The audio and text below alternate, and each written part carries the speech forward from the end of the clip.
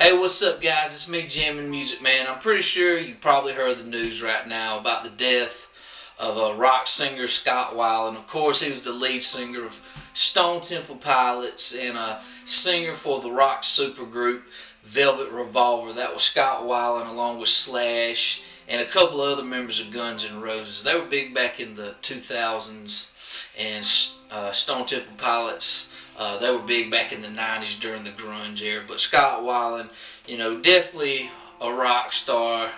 Stone Temple Pilots, one of my favorite 90s grunge rock bands. And, all I want to do in this video is for you guys just to share your thoughts and your memories of Scott Weiland's music while he was here with us, here in this world. But, of course, Stone Temple Pilots, one of the biggest 90s rock bands, and they were labeled grunge, but they actually had nothing to do with the Seattle rock scene. But they got labeled grunge, and they came out with their debut album Core back in 92.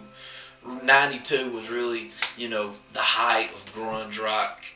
And Stone Temple Pilots, they put out many great albums back in the 90s. And of course, I got their debut album right here. I highly recommend picking it up if you want to get into Stone Temple Pilots. You get classic tracks like Sex Type Thing, Wicked Garden, Creep, Plush. These were songs that were big rock radio hits back in the 90s. Also, their second album, which I believe it's called Purple, you get other big 90s rock hits like Vaseline and my favorite Interstate Love Song. But, guys, I'm pretty sure you're probably going to hear, reports of how Scott died. It's no big secret. Scott Weiland did have drug problems back in the 90s, and I think his drug problems pretty much what,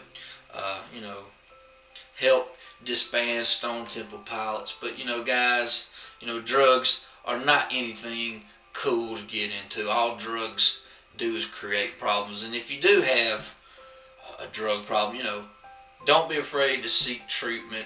And Scott Weiland definitely has admitted that he had a drug problem, and it was just a hard problem for him to overcome. But guys, I don't want you to focus on the negativity of how Scott died.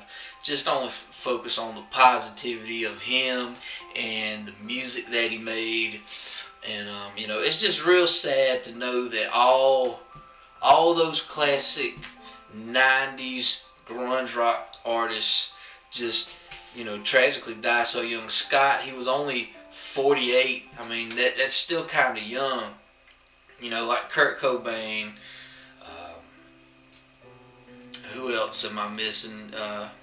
There's some other.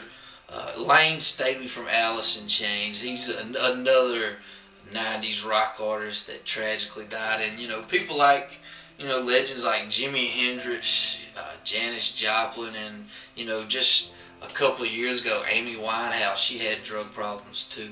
Drugs are definitely not cool, and drugs are definitely not the answer if you have a problem to anything.